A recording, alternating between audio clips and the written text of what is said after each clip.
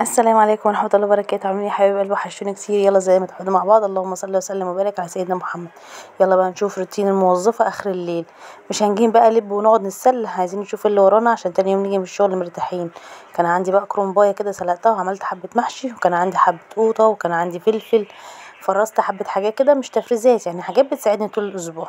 طبعا البوتاجاز مطرح الطماطم ما بنحطها، وانا بصراحة ربنا يعني سهيت عليها شوية فغليت مني، فهي وسخت البوتاجاز.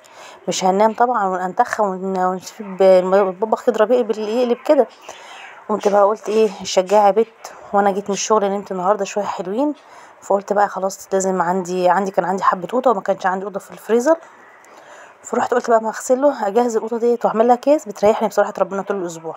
حاولي كده كل مره مثلا تنزلي السوق تجيبي حاجه زياده معاكي، تجيبي قوطه زياده، تجيبي فلفل زياده، تجيبي اي حاجه تنفعك تحطيها عندك في البيت تستخدميها، انك انتي ممكن تستخدميها في اي وقت انت كنت محتاجاها. حبه خضار، ملوخيه، الفاصوليا الخضراء نزلت والبسله نزلت، وما شاء الله الخضار الشتاء كله رايح شتاء هلت. وكان بقى ايه صاحبتي جابت لي فلفل اللي هو البلح دوت، هم كلهم عارفين ان انا بحبه.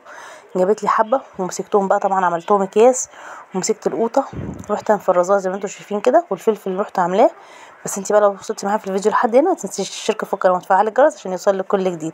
وايه رايك في الفيديو بتاع التشجيع بتاع النهارده؟ خلاص احنا الساعه دلوقتي 2 بالليل تقريبا، فانا قلت والله ما هنام إلا لما اخلص اللي ورايا، عشان لما اجي بالشغل الواحد بيبقى جاي من الشغل على الاخر بصراحه. وطبعا المخلل دوت انا بعمله على طول، يعني ايه برطمان صغير كده بيقضيني. مجرد ما بحس ان هو قرب يخلص، يعني هما كانوا فاضلين الحبه اللي في العلبه الحمراء دي، فطبعا مش هستنى لحد ما يخلص بعد كده نرجع نقف، فبطلع القديم احطه في حاجه واعمل الجديد. بحط كام قرن فلفل بس كده عشان يعني ايه يديله سنه حرقان صغيره، عشان خاطر ابراهيم ما بياكلش الحامي قوي يعني. والخيار بروح جايباه واروح مقطعاه كام قطعه كده، يعني على حسب حجم الخياره بتاعتي. انا كنت جايبه الخيار المتوسط، مش جايباه ولا صغير قوي ولا كبير قوي. قطعته ورحت حطيت الاول فلفل، وكنت الميه دي كانت معموله هريسه شطه وميه وسكر، وهتشوفوا دلوقتي انا هحط فيها ايه. طبعا ده انا قلت لك ما برميش الميه دي، يعني بجدد على طول المخلل بتاعي وبزودها. يعني هما كده دلوقتي شايفين الميه قليله بس انا هزودها. حطيت طبعا الخيار الجديد والفلفل الجديد، وطبعا مش هرمي القديم، هروح حاطاه على وشه كده، لان هو خلاص القديم مستوي جاهز، يعني احنا بناخد منه كده كده. وكان في كام جزرايه كده كانوا موجودين، كنت برضو مقطعاهم. استاذ ابراهيم بياكل يعني حته من الحاجه ويرمي لي الباقي، فانا بستحرم انا بيه بروح مقطعاه على طول شرايح كده واروح حاطاه في المخلل. ما بيخسرش، ما فيش حاجه في البيت بتخسر يا اخواتي، اقسم بالله. اي حاجه بتعمليها في بيتك بتوفر لك في وقتك وفي صحتك وبتسهلك كل يومك. بصوا بقى حبه سكر وكام فص ثوم كده مقسومين من النص، والملح. انا عايزه اقول لكم ان السكر بيخلي الحاجه تحسي فيها اللي هي ايه، عارفين ايه القرمشه بتاعت الكريسبي دي بتبقى حلوه قوي فيه. دي طبعا خلطه امي ربنا يخليها لي، هي بتحط السكر على طول في المخلل. انا ما كنتش بحط سكر بصراحه ربنا، بس هي قالت لي من فتره كده لقيتها بتخليله وبتحط على الخيار سكر، فبقول لها بتحط سكر ليه؟ قالت لي بتخليه يقرمش كده ما يدوبش معاكي وينعم. حطيت طبعا الخيار القديم والجزر القديم، ورحت حاطه نازله عليه بالثوم والسكر والملح.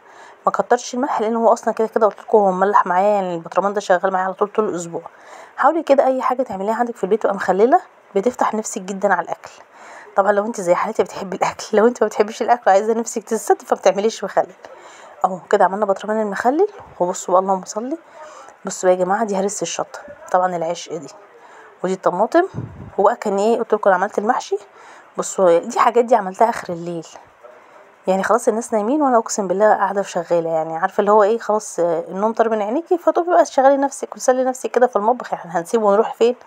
طبعا الكرنب ده هيبقى غدا ان شاء الله، نحيانا ربنا بكره باذن الله. واشوفكم على خير ان شاء الله، والسلام عليكم ورحمه الله وبركاته.